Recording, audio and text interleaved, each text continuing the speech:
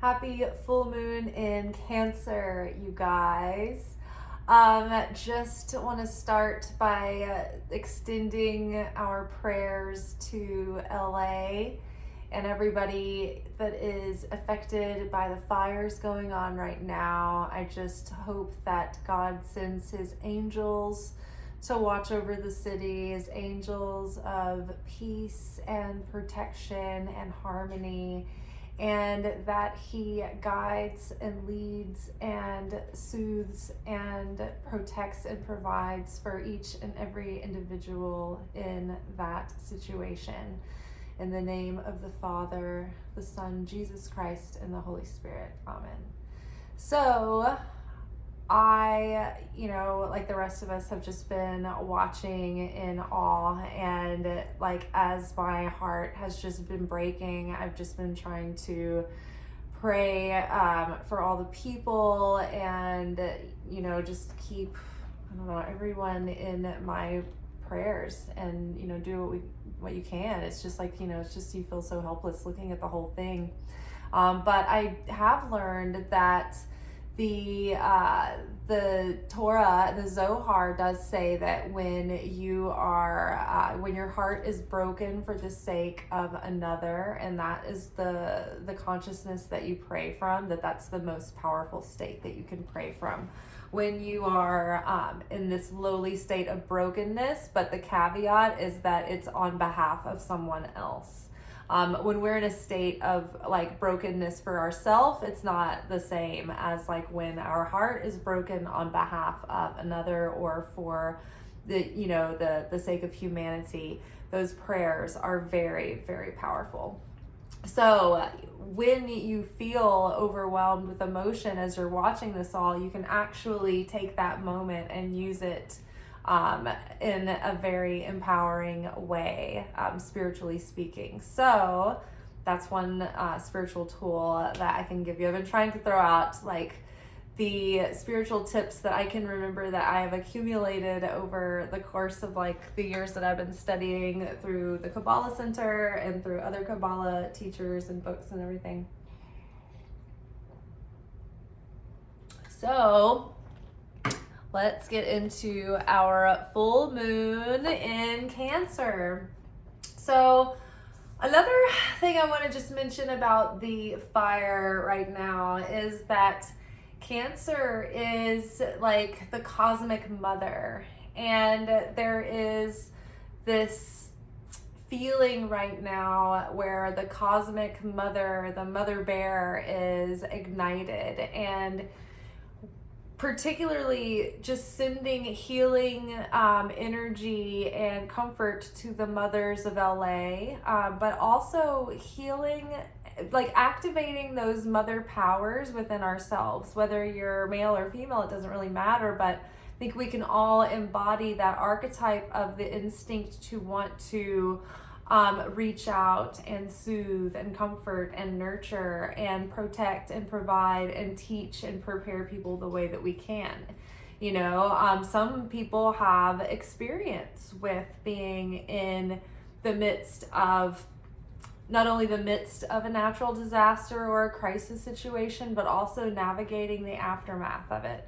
So if you can share that information in some way. And earlier I was just thinking if you broadcast it, just blanket it on social media, that does do something. But if you're not already prominently in an algorithm, then that can seem it can seem difficult to reach the people that you need to. So I had an idea come to me. It was what if you just found an individual or a couple of individuals on social media that are sharing their story of what they've gone through, and you could always reach out and say, if you have any questions, I've been through this before. And you can just take it one individual at a time. That's an idea. If you have that expertise or you're privy to some particular resource or skill. Okay. So that mother energy right now in Cancer is very prominent and in the air. I think that, I can't remember how long Mars is retrograde in Cancer right now. So it's we have this fighting spirit and this warrior energy hitting with our Cancer energy of the mother energy, the moon, the emotions, the home, security, family, parent, children. Like I said, Cancer is the cosmic mother associated with the moon and water and the ocean, and ruler of like the household and the family and the immediate community. And so there's like this, like, Cancer's really emotional and, you know, in their feelings, and Mars is very aggressive and assertive and not exactly wanting to be in the emotions, but more like aggression and take action and action oriented and, you know, fiery, whereas Cancer is water, right? So what is being revealed in this, the revelation of this full moon, is the water, the soothing water that we need to extinguish the fire, right? The fires within ourselves, within our own consciousness, you know? And so Cancer and Mars together, I'm getting this image of like that mother bear who's like, oh, okay, Cancer moon, full moon is revealing things that are threatening our stability and our security and our health and our wellness and our family's unit and our like core values. Everything that's like threatening our long-term sustainability and security. It's like all the cracks and all of the corruption and defilement is coming to the surface in so many ways, so many industries and so many parts of our society and infrastructure that we think is so reliable. We're seeing how fragile and unreliable that is.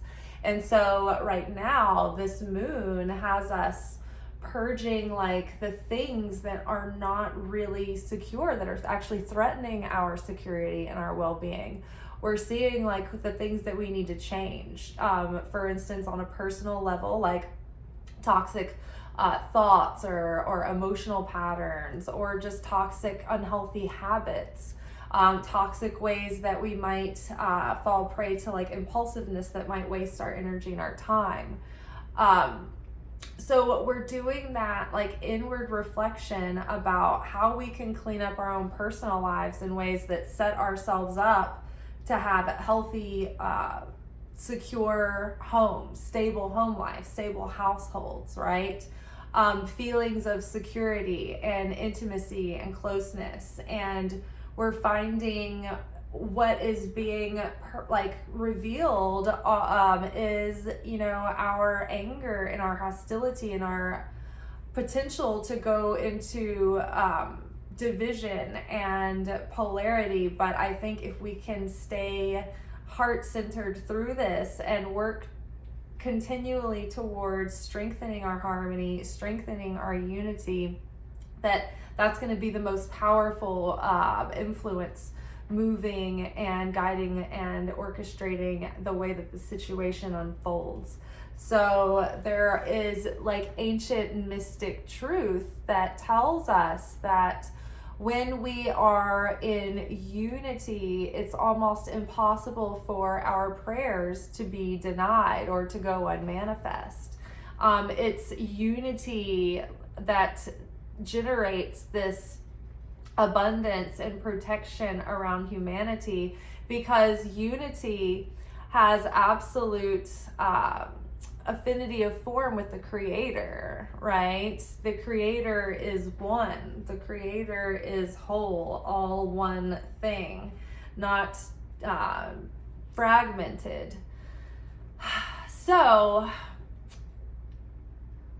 we're looking at our lives and thinking about ways we can clean up like our day-to-day, like looking at, like, for instance, for example, just on a mundane level, I've been like craving just like getting my ducks in a row, getting the house extra, doing that deep clean stuff, decluttering, thinking about like, oh, those little things that have stacked up on your to-do list for a while, and just getting it all taken care of. Having like December, the whole holiday month of December, and then like Hanukkah starting at Christmas, and then going up until that, it was just like, oh my gosh, it was like I needed a huge reset after that, all of that. But this January has made me want to just tighten up. And I was thinking earlier about the proverb about the woman of valor. And I just have been trying to like become that woman of valor. And there's a proverb that says, a woman of valor who could find, because it's such a rare quality to have this woman who is, revered for, like, she's kind of a queen of wands, right? She's like a source of strength to the people around her. She's like a spiritual person. She's industrious. She's warm and caring. Like, it's like all of those things, right? But it's like, the poem describes like kind of like a mogul kind of woman. She's like dealing with a merchant. She can weave fine fabrics. She like is like so crafty and like wise and like entrepreneurial, but also like a great like homemaker and wife, and revered for her like beauty and grace and like wisdom. I don't know, it's just like, I'm like, oh my gosh, this is the ultimate like influencer right here. But this is like, like the ultimate feeling of having one's ducks in a row and just being able to reveal your full potential and channel that radiance from like your spirit into your physical world, and how that has such a lasting and profound effect on your surrounding people and your community and the world around you. Everywhere you go, everything you touch, you leave this this influence, this vibrational signature there, right? So this full moon has us seeing like the things that are sort of like preventing us from fully kind of getting into that new self. It's teaching us, okay, this is the way that we now need to take care of our household and our physical body and our spiritual body and our mental body. Like, these are the new routines to take care of yourself. These are the new boundaries to set with yourself and how to set them with others. This is the new way to manage your emotions and honor them without being reactive and controlled by them. This is going to enhance our intuition right now more than ever. I feel we're seeing how important it is to really be able to trust and tune into that inner voice. And we're seeing now that the reason why we make this a daily practice and an ongoing discipline is not so that we can take a retreat to the mountains and get everybody out of our way so that we can tune in and find quiet. We have to be able to find that quiet in the midst of like chaotic circumstances and very scary sometimes circumstances. And so, there were people who had a feeling they needed to go ahead and go, and they got ahead of, the panic.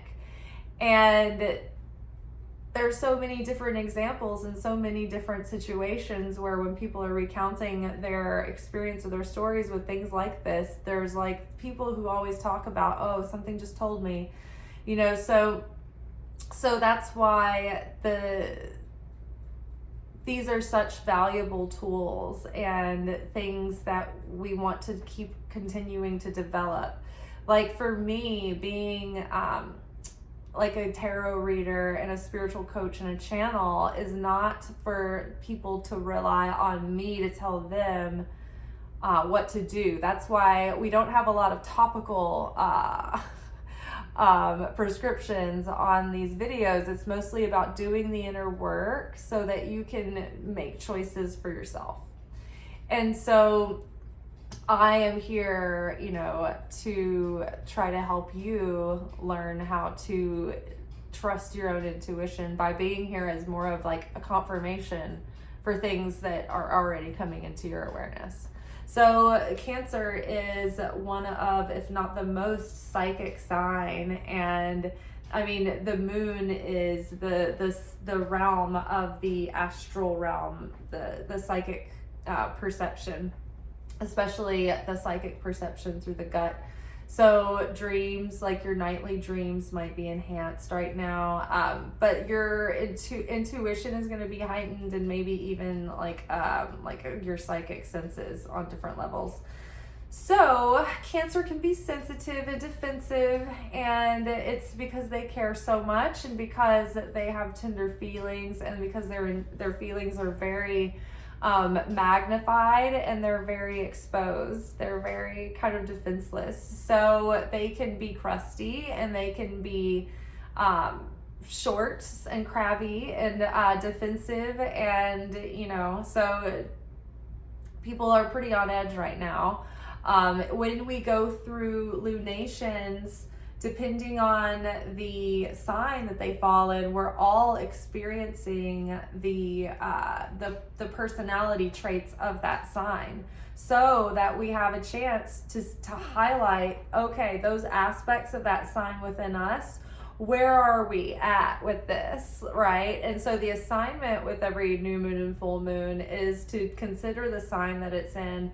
And you're probably going to be challenged in the areas that those signs find challenging, and they're sort of shadow areas. And then if you can overcome and transcend and elevate those shadow areas that manifest within yourself and through your own personality tendencies, then that's when you can unlock the higher traits of that sign and enhance those parts of your personality. Tuning in, the mother energy, we probably have like mother opportunities to like enhance and heal and deepen our relationships with our own mother, or circle back to understand on deeper levels, because now that we've gone through this like break from the karmic cycle of 16 years that was Pluto's transit through Capricorn, we've been reflecting, we've been reintegrating, we've been, gathering our new consciousness. And so now, coming from another perspective, from a little bit higher perspective, we can go back and look on things again and get even more insight and have even deeper compassion and go deeper into that forgiveness and understanding and finally getting it now, right? And so when you finally get what they were going through when they were raising you, like our parents were young when they all started raising us, and so they went through a lot. And so when you're now an adult going through the things that you've been through in your own life, and now you're thinking, oh, as a parent, also having to navigate like how you shepherd a child through the situation, you're like, oh, okay, it gives you so much more compassion and understanding. And you can separate the archetypal idea of father and mother from the human person that was your mother and father. And then also maybe come to a piece of your relationship to the idea of motherhood and fatherhood, and how you feel about that, for yourself, right? So big energy healing right now is focused in that mother realm, that mother, anything attached to mother energy, mother roles, mother traits, for good or for bad. Sometimes the mother swings too far and they want to protect, but then they start to become very controlling and for the sake of protection. So we need to resist that tendency right now to swing to extremes. However, on a general positive note, I think that we are definitely just feeling really inspired to enhance our living space and our daily lives and the home and get closer with the people that we love and really appreciate that. And, you know, for some, they're having to figure that out all over again. But if you're not figuring it out all over again, you might just be feeling like a deeper appreciation for that space and a deeper respect for it. And now you're revisiting the different pillars of your home, looking at your bills, looking at your budget, looking at your space, and getting rid of things that you don't need, donating them, right? Things like that. So, all right, let us do our Celtic cross with the straightforward oracle. Also, while we're shuffling, I'd like to remind you guys that the 2025 prediction series is available for purchase in my Stan store. You can access that through the link below. I will say that I did have someone tell me that they were experiencing delays when they went to the Stan store through Safari, so you might want to try Chrome. But it is $10. You have an annual overview of the year with channeled messages from me, and also a Celtic cross reading. And then we've got quarterly overview readings, we've got monthly readings, and then with every single video you'll have a few journal questions to kind of workshop the themes coming up in our lives through those times. And then in the yearly overview, it's really nice because you can kind of set your intention and your consciousness and align that for the year to come. And it's not too in-depth so that it's overwhelming. I think I've distilled the questions to the most relevant and helpful for the months and the quarters and the year. All right. Say what you've been needing to say. So this is like, it's time to speak our truth and be real and be able to speak from the heart, but know how to, one, follow your internal guidance about what you have permission from God to say. Because if you're not saying, if somebody doesn't have the ability to hear what you're saying, then it's going to be a wasted moment and it might do damage, right? So it's like, do you have permission to say this? Are they capable of receiving this at this point? And is this the right timing? Right? But something, it's like better to say something than continue to hold something back. Something needs to be said or clarified. You won't know until you say something. Clear the air. Put your cards on the table. An honest discussion will act as a catalyst. You won't know until you speak up. And so, like, sometimes this is like, you know, saying something that you've needed to say to like a family member or something to get on the other side of like an issue. But then maybe, like, for instance, say you had someone, this would happen to me in production sometimes, someone who reached out to you about a job, right? And they wanted to work with you, and you were having reservations about it because you weren't quite sure like the scale of the job and if you're feeling confident about your particular expertise or any variable of that thing. And so maybe you are kind of getting up in your head about something that if you maybe you're not saying that because you want to appear to have all your, you know, your shit together and be professional and be ready to do anything, you know, and any job. But what if you were just like, hey, this is my honest concern here. And then sometimes they can reassure you or tell you more detail. And I made it a point in my life as a freelancer, why not just do that? Like, if I'm not working for anybody, I'm working for myself, then like my company values are just to be honest instead of playing games. So many times, I worked with so many production companies and I was always like this invaluable hire. Like, I had word of mouth, like cold calls coming in all the time trying to hire me for things.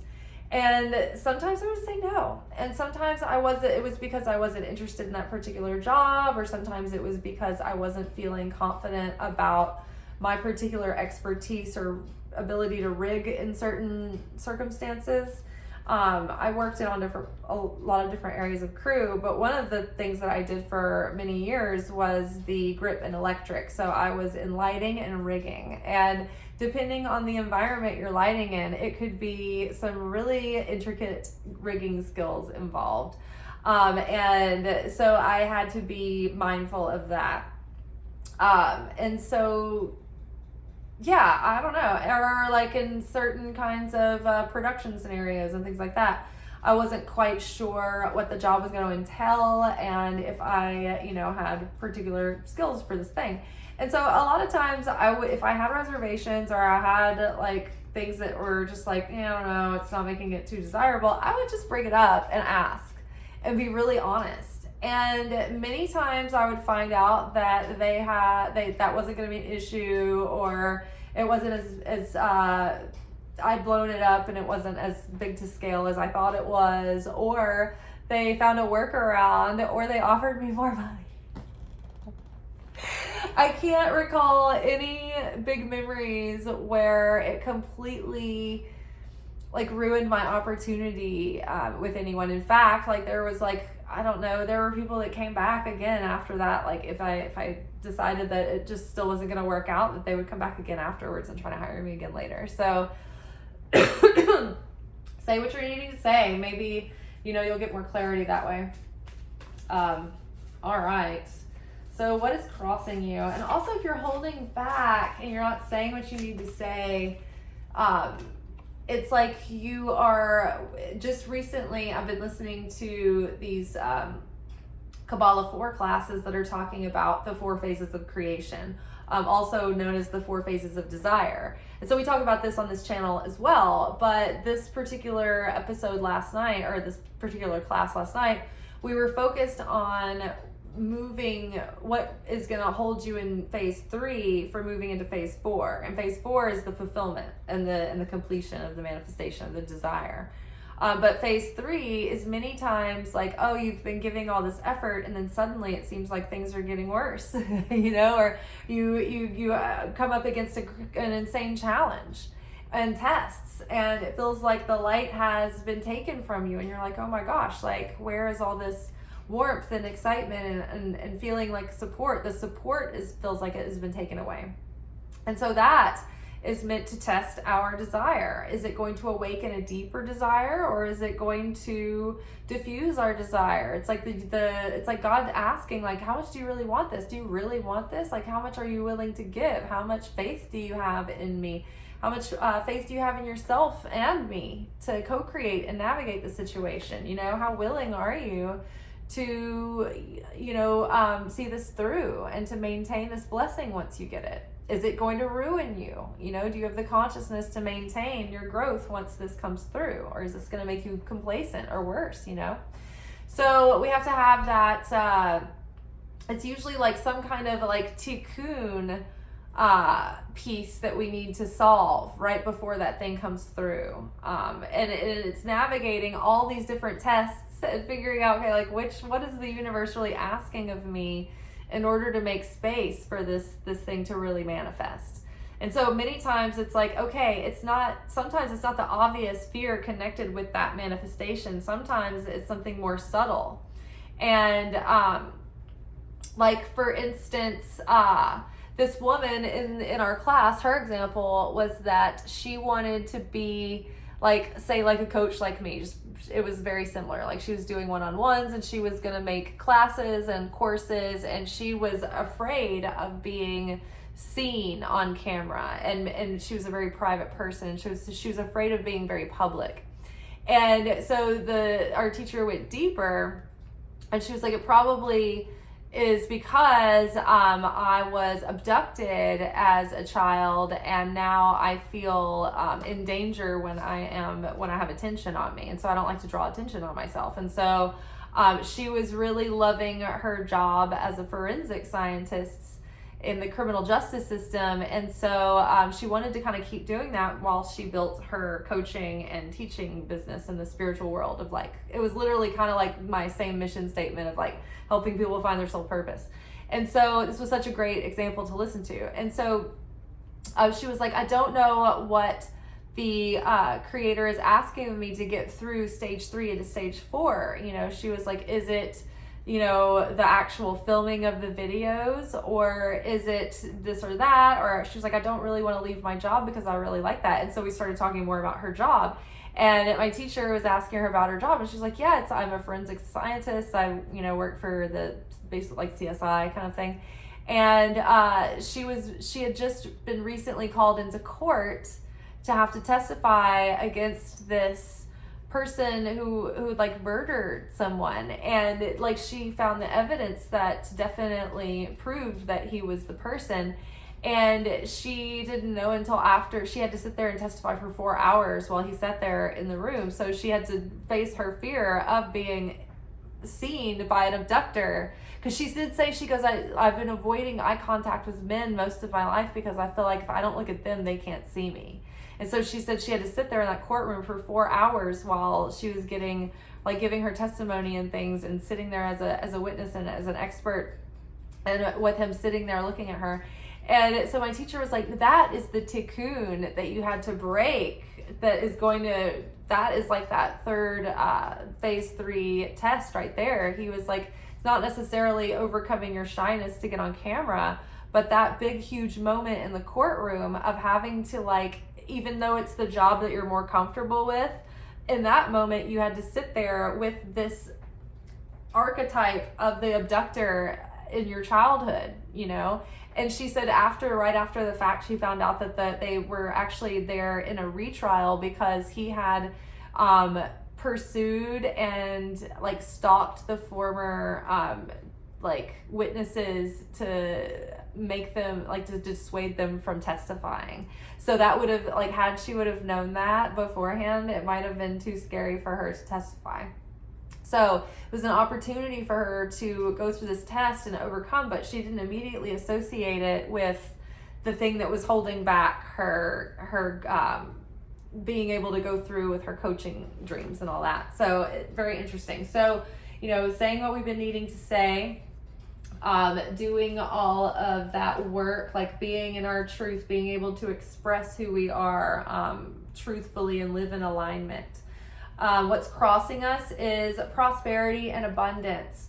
So there is, like, on the other side of tests and dark times, there is new blessings and new opportunities that can come. And I feel like for many right now, we're on the verge of a different level of things in our life. So when you are in the midst of uncertainty, just keep trusting and keep believing that you're not going to be in the same position forever, that good things are coming, and that you can do very small things to shift your mind into feeling abundant. If you shift your focus onto things that make you feel abundant, and they can be very small, simple things, you know, and very basic, humble, mundane things to be grateful for and to make you feel good.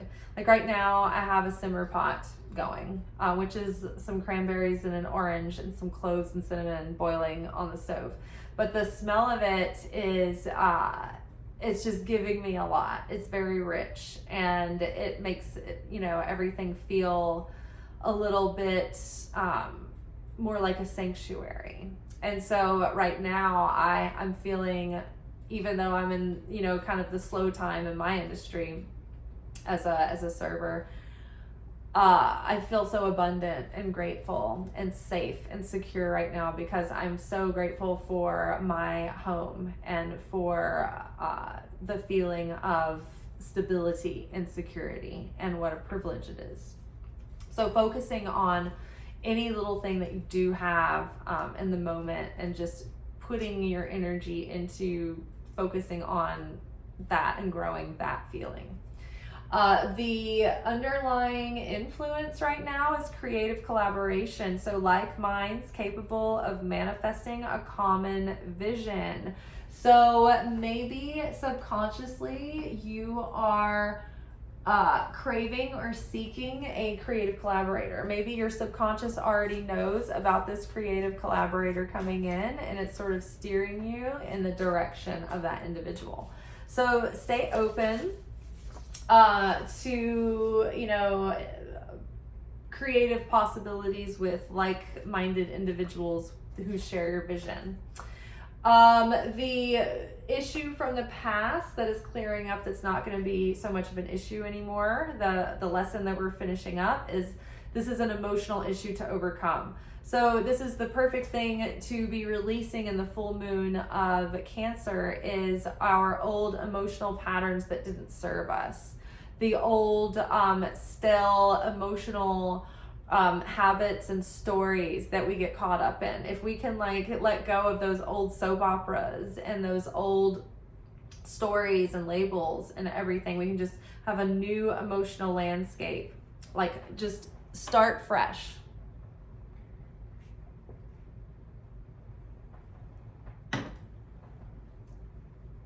Your emotions are in control. So having a tendency for your emotions to control you. When we get emotional, and that's okay. We should honor our emotions, but what gets dangerous is when we are making our decisions and taking actions from emotional, an emotional state, and we're not using any reason or discernment or good judgment.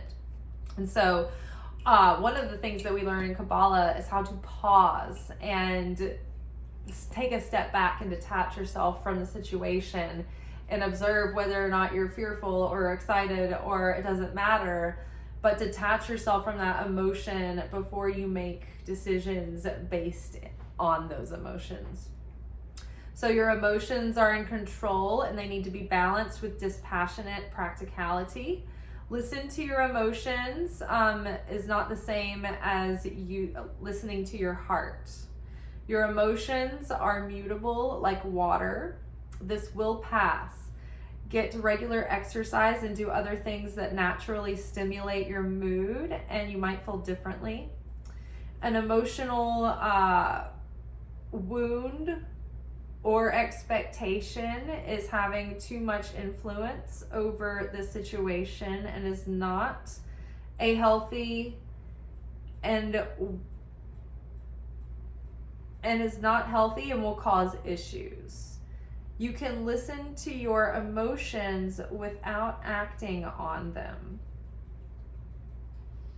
Okay, so we're having more self-control, more emotional sobriety, which also allows us the ability to go into those feelings more and be in them without being consumed by them. And then when you're in them without being consumed by them, you can be more productive when you're within them.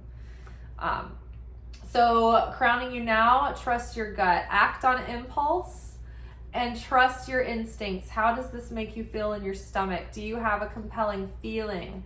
Learning to discern between truth and illusion. Work with sacral chakra, the moon, and water. What is your gut telling you?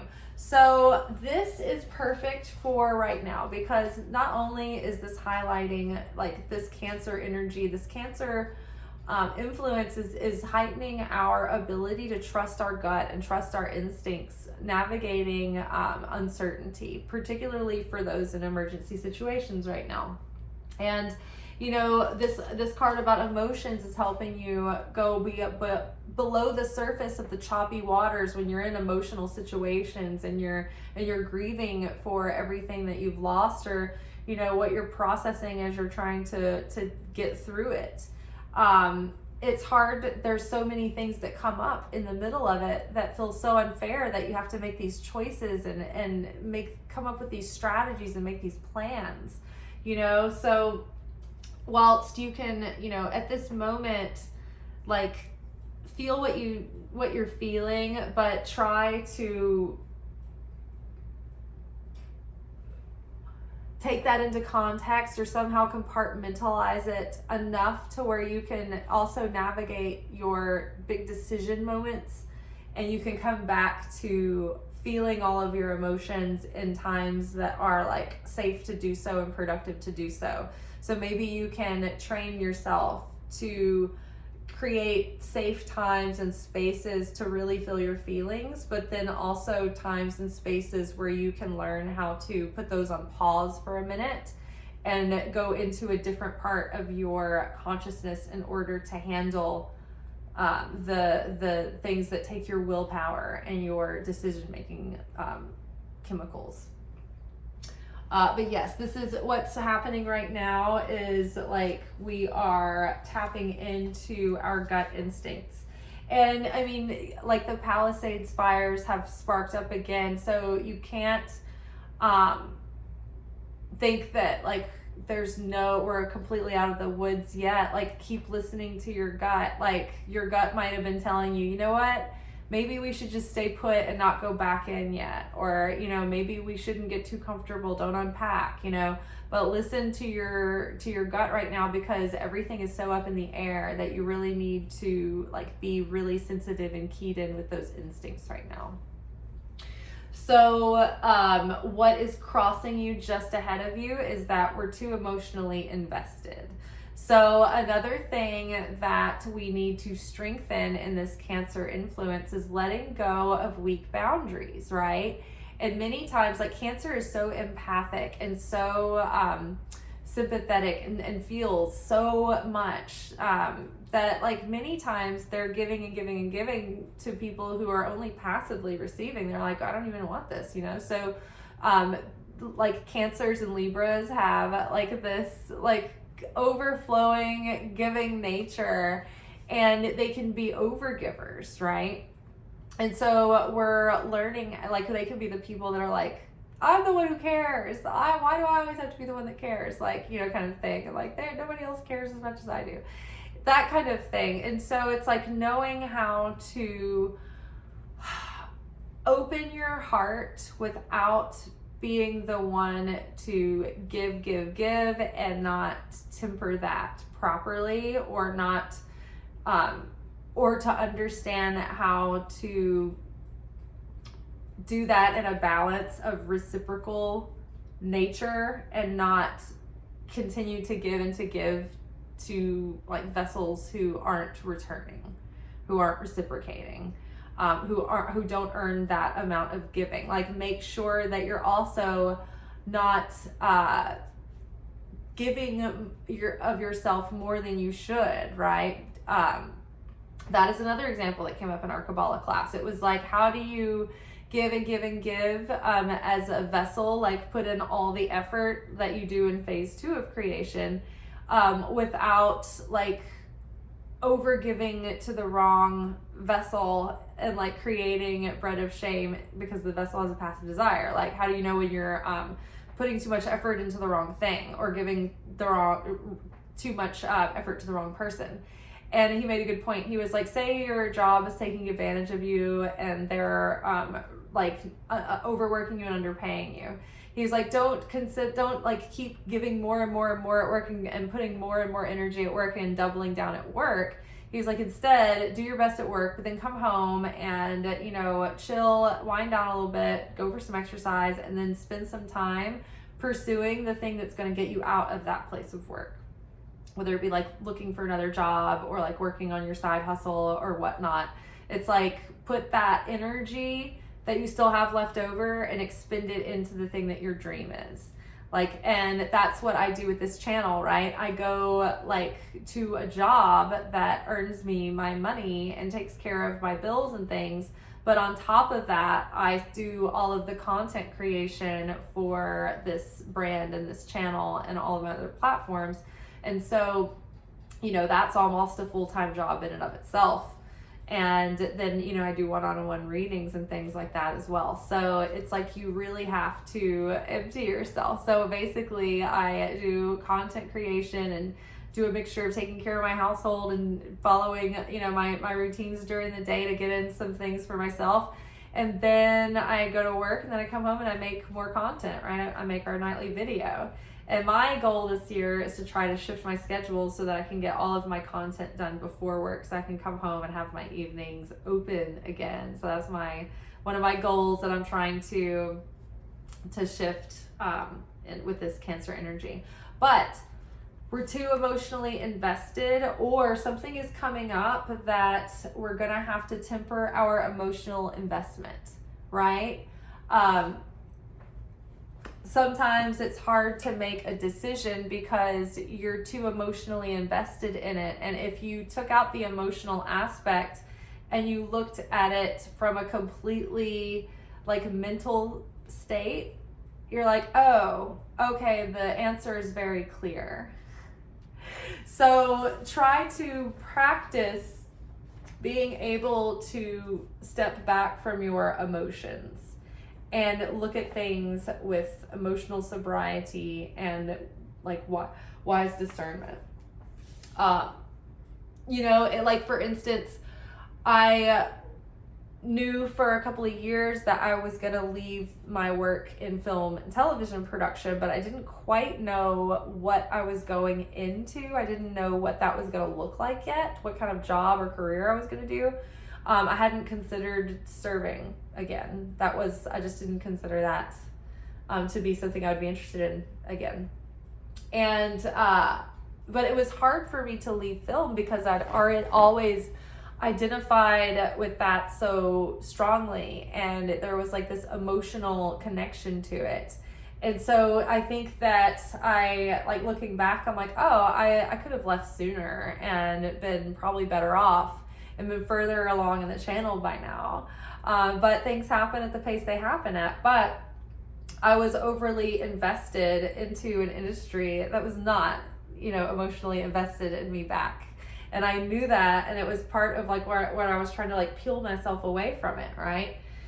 So consider that when you're making big decisions. If it's hard for you to make that decision, ask yourself, am I emotionally attached to this, and in what ways?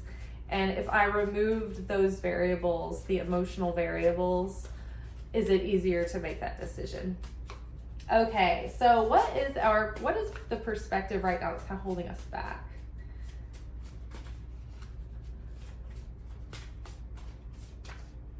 Energy detox, let go of control. Okay, so this is so perfect.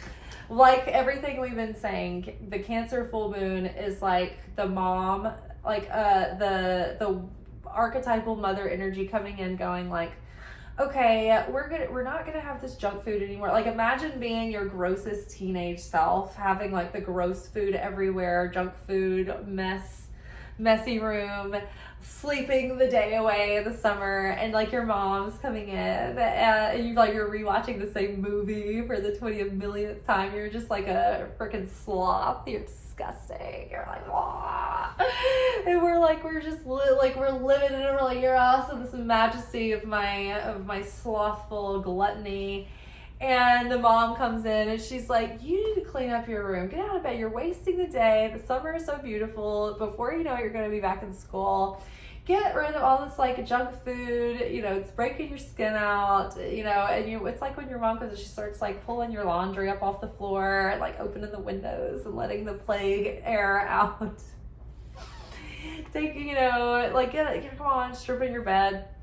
It's like that energy coming in. It's like, what are you doing? Like, do you need some water? Like, you should go to bed early tonight. Like, go run yourself a bath. Like, we're going to have a good dinner. We're going to have a nice supper tonight. You can come down. Don't eat anything before. So mother yourself, where you can use those instincts to extend to others. Think about ways that you can enhance those parts of yourself. But we're definitely feeling a desire for the energy detox, probably a physical detox. That is always a theme in January, just like cleaner eating, cleaner drinking, like flushing the system out, getting the routine clean, and cutting out like time wasters, energy drainers, like all of those things that are draining our resources, and letting go of control. So sometimes, oh my gosh, this reminds me of like nervous cleaning, when you feel like you're not in control, and so you're doing these little activities that give you like a short-term payoff of like satisfaction, and they give you a sense of control. Like, be careful if you're in like I don't know, stressful situations or things that are calling, that need your attention or need you to work on it, even if this is just as basic as like creative block.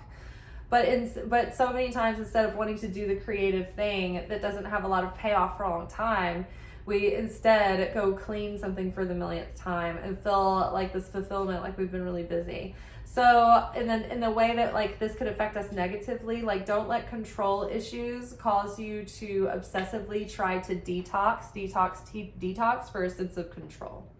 Whilst also being aware that that detoxing right now is really, really good. It's good for us. It's a good thing to do. But we should just let go of control issues. And so when the feminine is in her a high octave energy, she can surrender and receive and allow and be in a silent, passive, receptive state, in peace and in relaxed, and letting go of control. But when the feminine is in her like frantic state, she's trying to control. It becomes overbearing. It becomes suffocating, right? So try not to let your anxieties and fears get the better of you and activate like controlling and hypervigilant, obsessive compulsive behavior. And you can notice that in yourself. When I catch myself being obsessive compulsive, I think that I find it very helpful to re-regulate or to just calm myself down, or to snap back, to just say, I am being hyper vigilant because such and such is, I'm feeling anxious about such and such. Sometimes when I'm leaving for work, if I have disembodied anxiety about something, I might have to like go in and check the house like 2 or 3 times to make sure that I didn't leave anything that was like a hazard or anything dangerous like at the house. And I know that everything's fine. I know that the doors are locked. I know that the oven burners are off. I know that there's no candles burning. I know that there's no incense. But like, I just have to come in like a couple of times sometimes and just like look at everything and make sure. And it's a time suck. And I just tell myself, everything's fine. Everything's safe. I'm just feeling hyper vigilant right now and a little obsessive compulsive. And I'm trying to make myself reassured that everything is safe, because I'm anxious about work, or I'm anxious about this, or I don't even know what I'm anxious about, but it's just this anxiety that is causing me to be hyper vigilant. There's no real threat. This is just my hyper vigilance. So that really, really helps me actually. Okay, so what is the outer influence affecting us right now? Clear communication. So, oh my God, I mean, literally that is so true. It's like all the messaging that we're getting, I mean, just like dealing with the warnings, right, going on in LA, like the false evacuation warnings that have gone out several times now, where they've sent the evacuation warning or announcement out to like the entire LA County, and it wasn't meant to go to the entire LA County.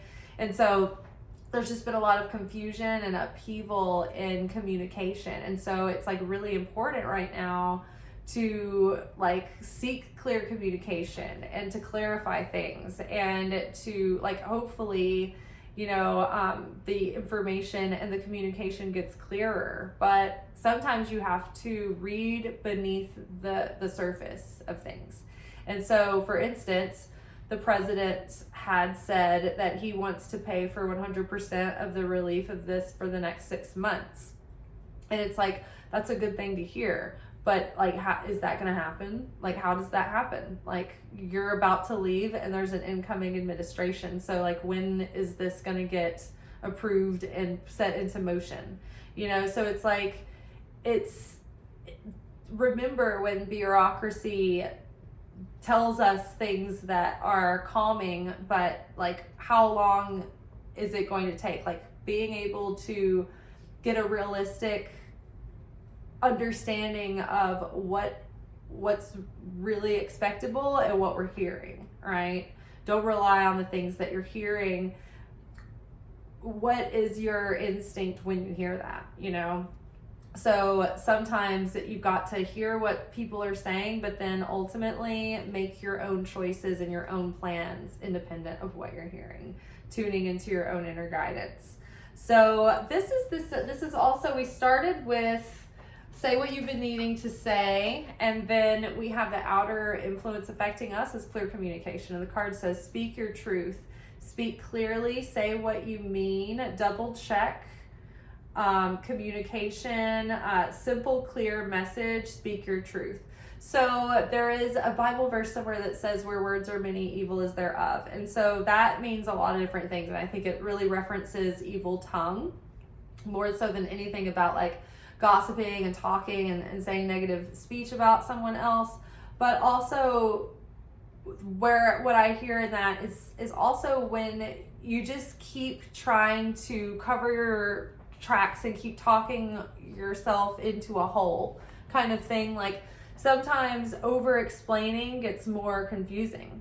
And so even in copywriting, as far as like clear messaging for a business, anyone who's got a confused customers don't buy. And so you want your customer to be crystal clear on what the product is, what it will do for them, how to purchase, and all of that, which, by the way, a reminder, the 2025 prediction series, use Chrome if you try to purchase it and you have any issues, just again, because I think that might have been confusing for some people. So if it's too confusing, then they don't purchase. Or if you're confusing or you start to lose people, your message isn't compelling, right? A lot of people right now have to figure out ways to contact and appeal things and to, make claims on their insurance. So it's like being really clear and intentional about how you describe what you're claiming in your insurance might depend on whether or not it gets covered. And most people just had their wildfire coverage dropped, so even like in the event of,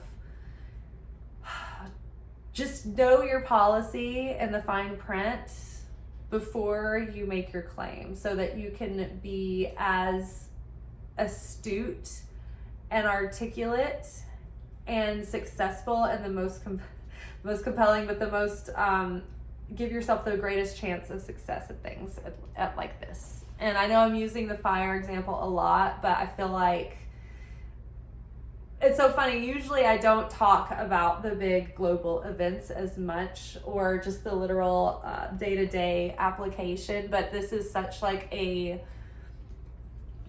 devastating event that it's hard not to have it at the forefront of our mind and in our conversation. But also this is a great example of why it's so important to have our faith intact and to have that relationship with Holy Spirit intact so that we can feel secure in times that are anything but, and it helps you navigate through what seems like impossible red tape and restriction. So it also gives you this miraculous flow through spaces sometimes as well. So, these are the things that we train every day for, just in case we find ourselves in a situation like this. This is what we have been preparing for, times like these.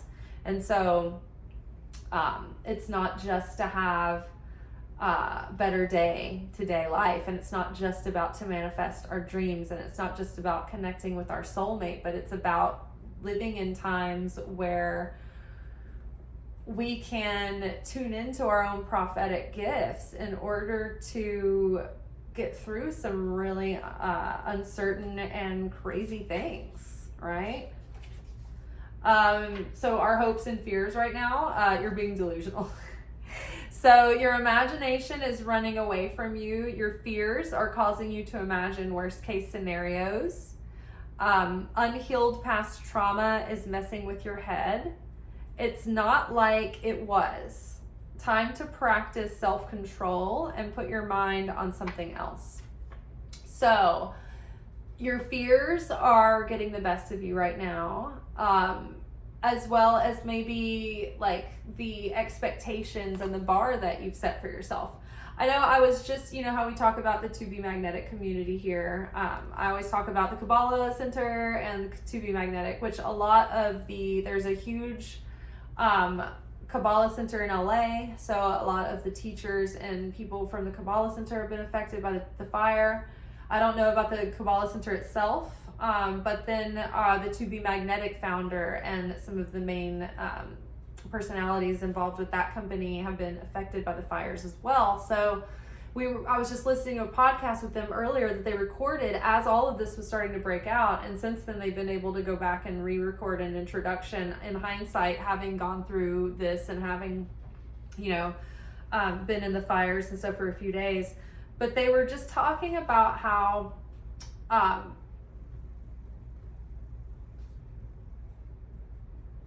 what was the point I was making? I mean, they were using all of the tools, like of the practice that we're doing, like in this moment. Oh yeah, this is what we prepare for.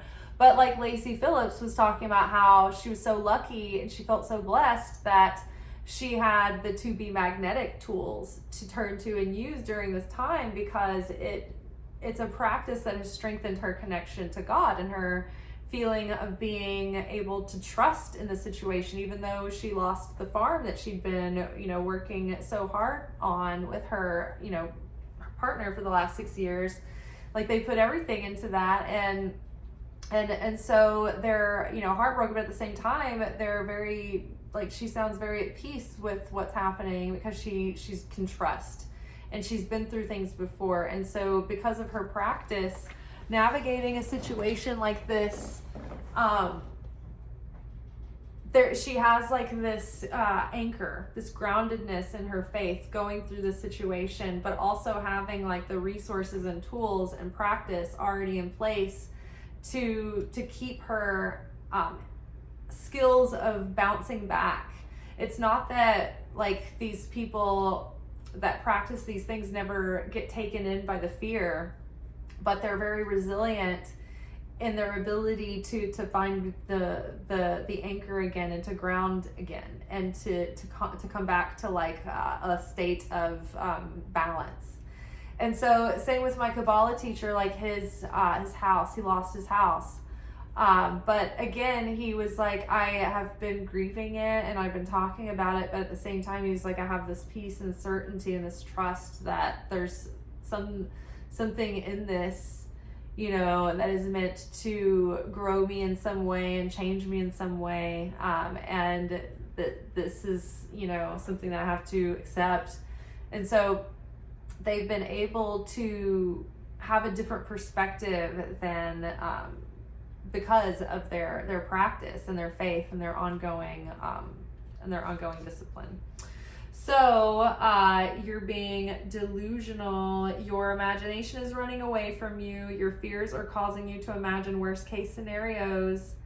Unhealed past trauma is messing with your head.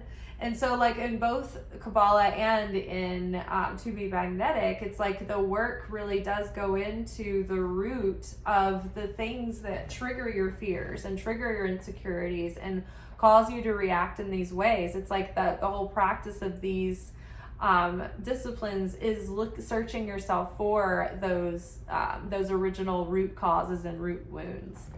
So what things you would be delusional about? Oh yes, but that finally brings me back to the original point I was getting at, is that even like Lacey Phillips and the To Be Magnetic company, they have this like yearly New Year's challenge that goes on for a few weeks at the beginning of every year, and it's like the manifesting challenge, and this year it was called the authenticity challenge.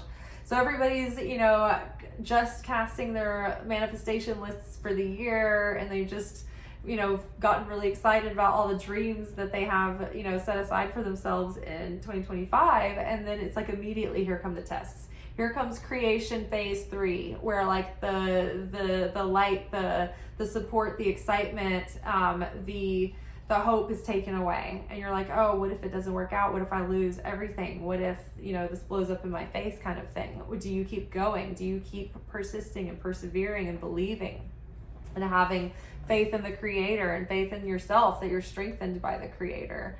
So yes, don't let your fears get the better of you, and don't set the bar too high for yourself. That's what they were saying. They were like, oh, it feels like I have already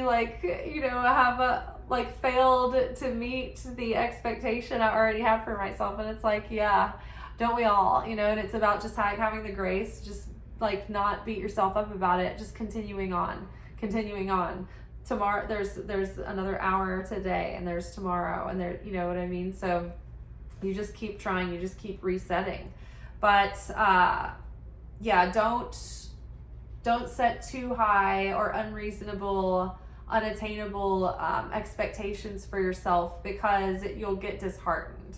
It's better to set achievable small things that you continually have the ability to complete, and then you get that momentum and satisfaction and excitement from that, and it builds momentum. Whilst at the same time, you can also let your pessimism create delusions for you as well. Those are limiting beliefs, right? So be able to catch those before they put a wet blanket on your hopes. Okay, so, and then our final outcome for now, this is kind of standing out to me. What is that? Stop obsessing. So, like Lacey and Jessica on the podcast were just saying, even though they're in LA and they are in the midst of all of it and it's actually affecting them, they're like, I can't continue doom scrolling. Like, she was like, I gotta check in quickly and get out. Don't continue to obsess or ruminate or spend too much time in it. Like, give yourself time to purge yourself, detox, reset, rest, regulate your nervous system, regroup your energy before, because even just the scrolling, it just like drains you of your willpower. It drains you of your positive chemistry in your body. So stop obsessing. Even if it's something that you like or you're excited about, when we obsess, it like creates this like polarization around us, so that the manifestation is like, it can't get past that obsession. And so we need to let go of control. We need to surrender, right? So even like being limerent, right, and crushy on someone is obsessing, because you're starting to get invested in something that isn't real, like that being delusional, right? So be real and realistic, but don't get obsessy over something, because then that goes back to the theme of you're too emotionally invested, right? You're going to overgive to someone who hasn't earned any kind of merit for the object of the obsession. If you're obsessed with the way that like something isn't running right, like something's annoying you at work, like chances are you care more than anyone else, and you're obsessing over it. It's bothering you so bad, but it's probably never going to get fixed because it bothers you so bad. It's there just for you. It is a thorn in your flesh just for you. It doesn't bother anybody else. So kind of those kind of things that get put in our life that we're obsessing over, like they're there to like for us to catch ourselves being obsessive, so that we can overcome being obsessive. So don't be obsessive. Stop obsessing. Okay, let's grab a few tarot cards to kind of wrap up the message.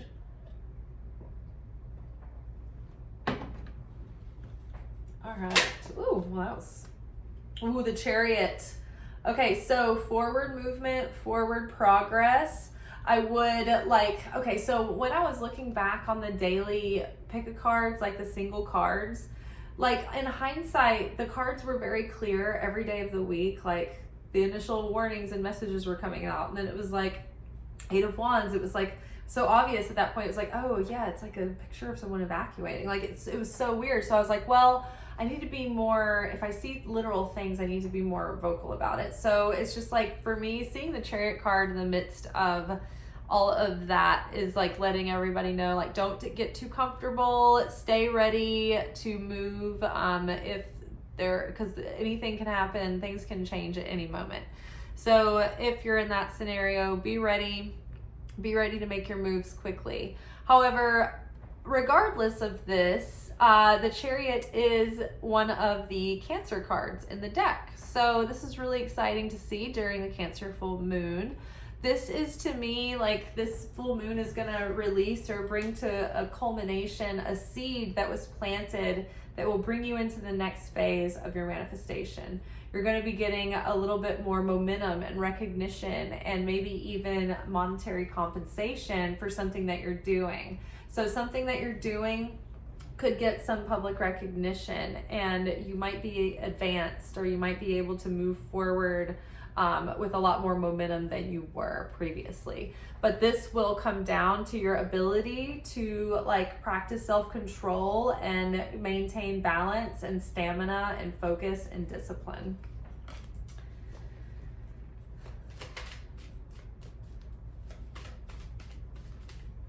Those cranberries smell good. Ooh, 4 of Wands. So this is definitely like bringing our energies into harmony.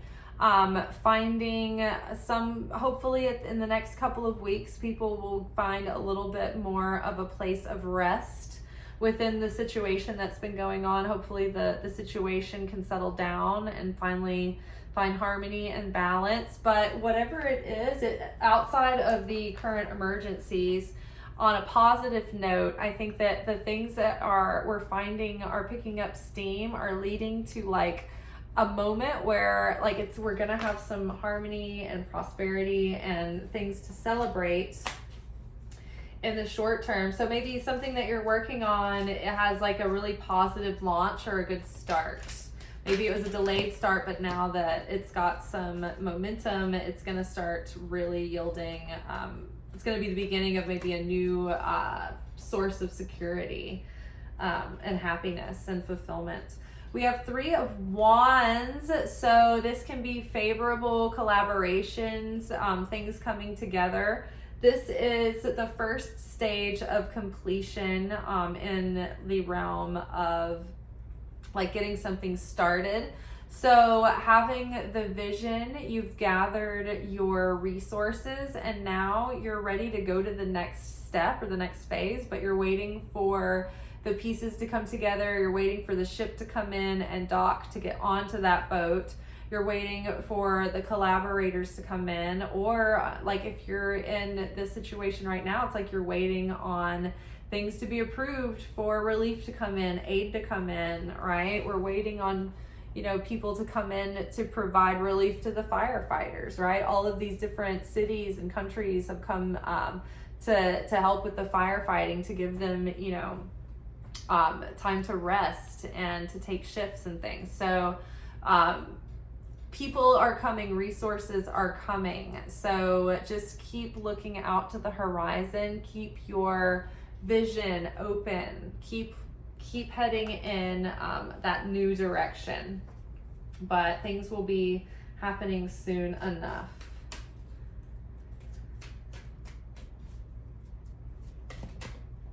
And we've got 2 of Cups. I love it. So this is like a new bond, new friends, new collaborations, new kindred spirits. But like this is a deepening of like a connection between 2 people. This can be romantic. It can be like meeting somebody and hitting it off and then getting to know one another and feeling like, oh, I kind of really like this person. It could be meeting, like making new friends and like when you start hanging out with a new person, you're like, oh, I have a new friend. Like, you start getting to know one another and you're like, oh, actually this is becoming a really good friend of mine. So this is about also to this having like a generosity of heart and spirit right now with helping one another out and sharing with one another and being a friend to your neighbor, being neighborly and being a good steward and being hospitable. I say that as like the sour witch who was like looking out the window today at people walking through my yard being like, we have 2 snow days a year, like thinking like, can you just not walk on my snow? But I didn't say anything because I didn't want to be the person that's yelling out the front door like, hey, will you not walk on my yard? Like, but I was thinking it. Oh my gosh. So good things happening, positive exchanges, but just being being a helping hand, like what you have to offer, like offering that to another, if if you can, but that keeping it that vessel open of giving and receiving. All right, so let's check in with our manifestations for the next couple of weeks. Well, it says pay attention. So notice repetitious signs and your inner guidance, as this can yield valuable information. So being like following and trusting your instincts around the situations that are unfolding is going to be vital. But generally, as we navigate our lives, whether we're in a normal everyday, comings and goings, or if we're navigating a disaster, we have to pay attention to our surroundings, and we also have to be paying attention to the messaging that we're receiving and the coverage of it, and like what is the underlying message here? What is the underlying meaning of it all? It's like just even listening to people in leadership promising things that they may not even be able to deliver, and just knowing, okay, feeling into your instincts. Is this something that, like, don't get caught up in like putting your hopes into these promises that are coming out. Morning affirmations, say positive affirmations each morning to open the gates of manifestation. So it's always been recommended to have a morning routine, and I certainly have one myself. I pray in the morning. I do a kosher hand washing upon waking. I like to just get my mind straight and set my kind of intentions for the day. And one of the most powerful things you can do is having a gratitude practice. And I really need to get back into this, because it used to be built into the day planner that I would use. And they would be things that I would consciously write out every day. But now I have a different day planner because that one doesn't get made anymore. And although I think that I'm so grateful, it's different when you take time to set aside to like consciously write down and acknowledge specific things that make you feel grateful, and then tapping into that feeling of gratitude. That's very powerful. So that is a great way to start the day. It puts you in a very high vibrational space. Healing a heart. You're a powerful healer. Keep up the great work. So again, it's like that Two of Cups. This is like our exchange right now. Anything that you can do to embody that divine mother energy of healing, of nurturing, of soothing, of caring for others. Like, this is a very powerful and needed energy right now on earth and within each of our own hearts. Friendship, extending your friendship to others, being a good neighbor, being a good caring, a good Samaritan. Make a date for a play day with one or more friends. So if you're just in normal circumstances right now, I think that it would be good to hang out with somebody that inspires you and go have some fun. Oh, we've got a new dawn here. So the worst is behind you and positive new experiences are on the horizon. I always love to see that card.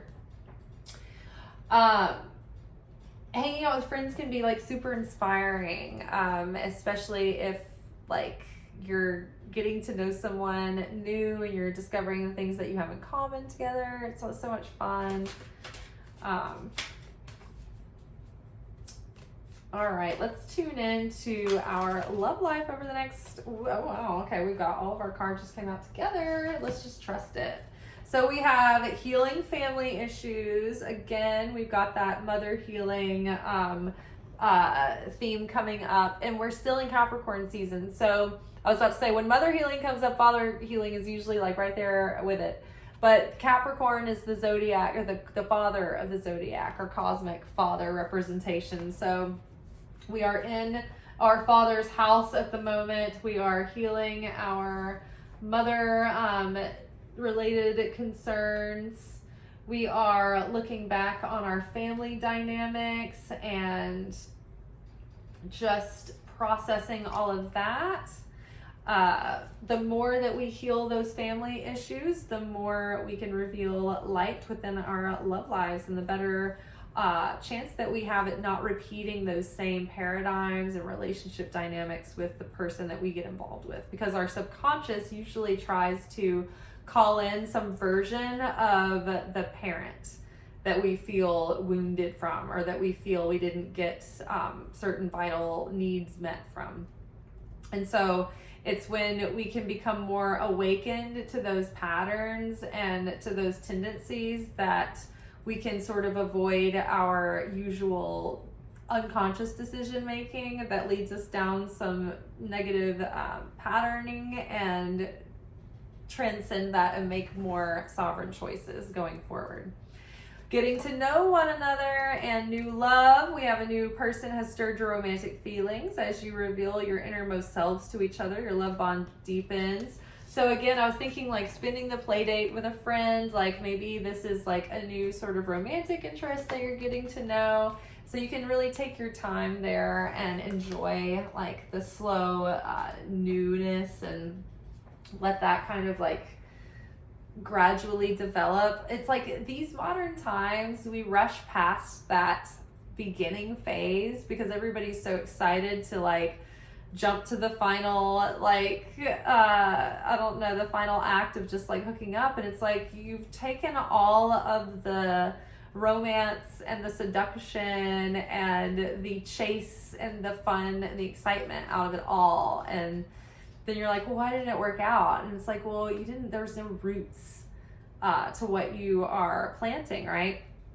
So take your time in those early stages, and it's so much more fun that way. It's like savoring your meal rather than eating it so fast. I hate when like a guest will wait until their dinner arrives at the table and then they order their glass of wine, because then they will go and they eat their steak in like 3 bites, and you're like you just woofed down your whole meal. You did not savor it. You did not enjoy it, and you didn't eat it slow enough to like, you know, get your wine. Like, it just kills me. I like people to pace themselves so they can really enjoy things. Let's see. Keep an open mind.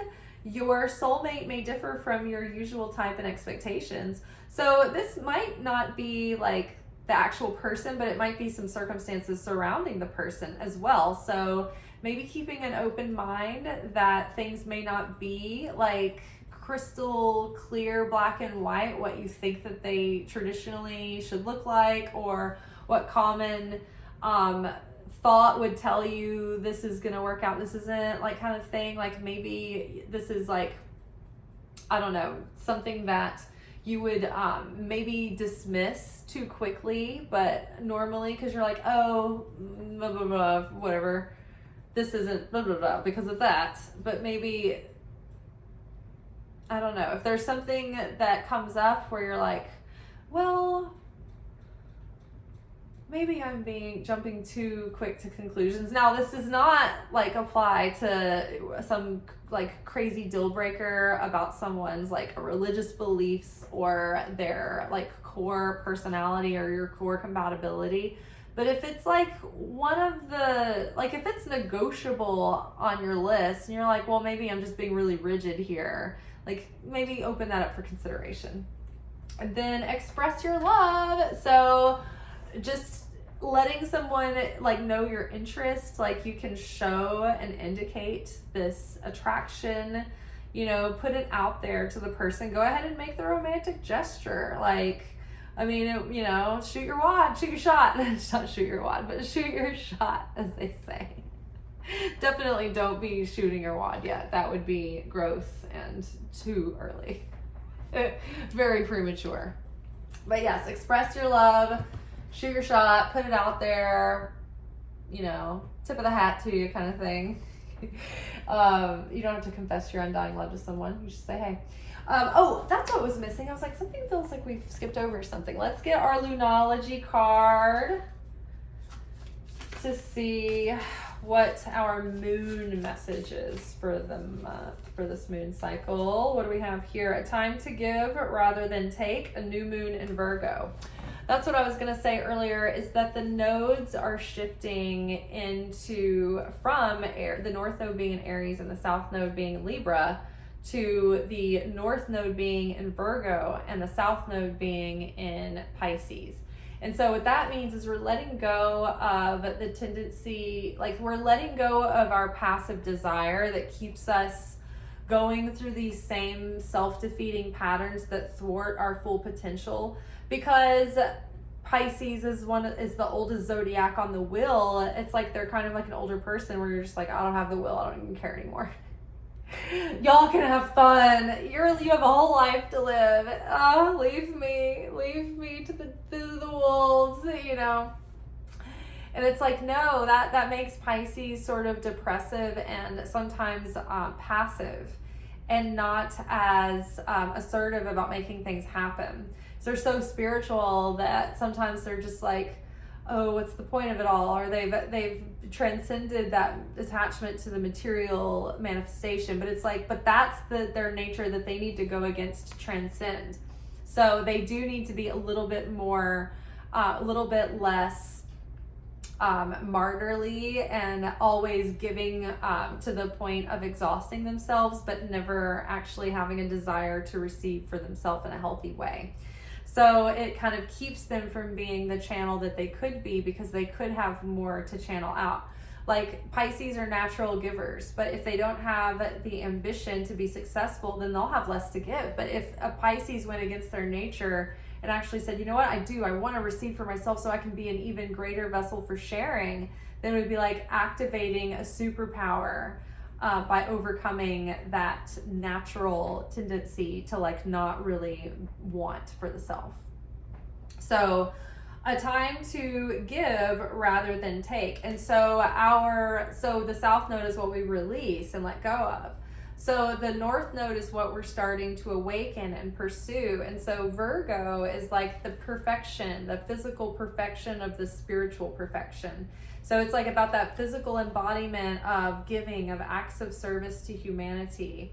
Virgo's also connected with like that, the house of like health and personal routine. So whereas Cancer knows what everyone needs to feel safe and secure and nourished, Virgo is great at actually executing and doing all the things involved in being that woman of valor and being able to kind of take care of the environment and the house and getting the tasks done. They are an earth sign, but they're like ruled by Mercury. So they're air of earth. So they're good at taking like their their intellectual concepts and physicalizing them.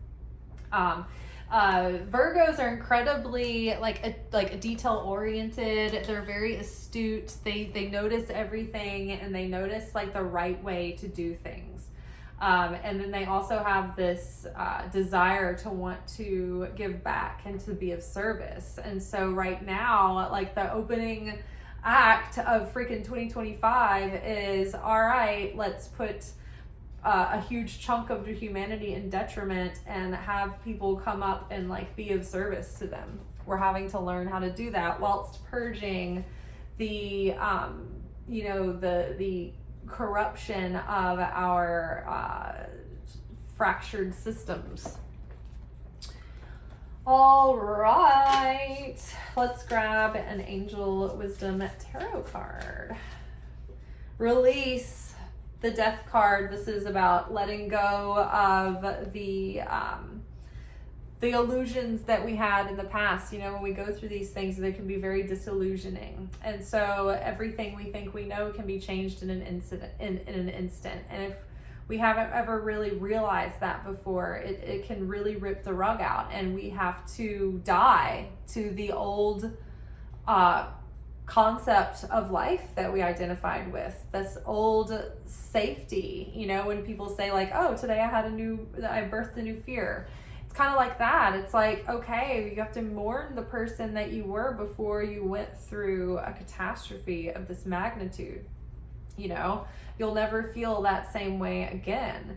You'll never have that naivete or that sense of security in the same way as you did before this incident, because you've seen, the terror of how nature can turn on us, or how even though God is like our protector and our provider and takes us through things, he can always also like allow us to go through some pretty crazy, terrifying things as well.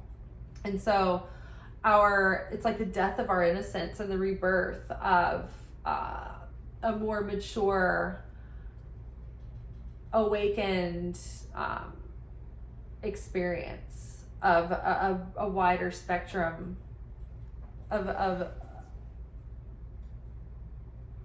the duality of physicality. Endings that lead to new beginnings, the need to release situations or people that hold you back, spiritual transformation.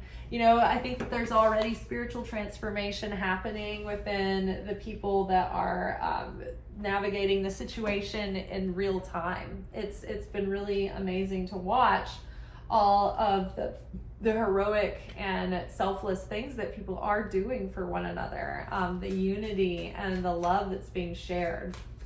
So that, Kabbalah talks about the fact that where there is the most darkness, that's where the most light can be revealed. And just where there's the most light, then that has potential for the most darkness. So where there is the most light to be shared, chances are there's going to be a lot of challenge around that situation. And where there is the greatest darkness, when we transform that darkness, the greatest light can be revealed. And so I think that is definitely happening right now. We have caring and integrity from Mother Mary. Caring, heaven cares for me, and I keep my heart open to caring about myself, others, and the world. If this isn't the message of Cancer, I don't know what is. So heaven cares for me, and I keep my heart open to caring about myself, others, and the world. What else does Mother Mary have to say? Integrity. I trust my ability to know what is true for me. I trust my ability to know what is true for me. Okay. And then grand finale. Let's get a loving word from Jesus. Let's see, what do we have here? Oh, heal the sick that are therein, and say unto them, the kingdom of God is come nigh unto you.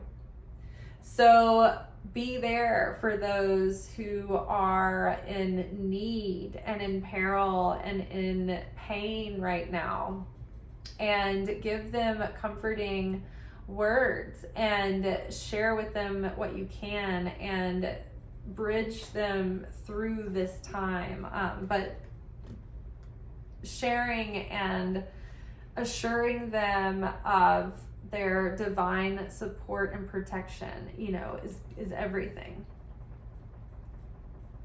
My mom was saying earlier how somebody on the news was saying when she got back to her neighborhood, everything was burned but her house, and she said, oh, I'm so lucky. And my mom said it was so sad for her that she thought it was just luck, and that she didn't know that like God did a miracle and that like Jesus protected her house.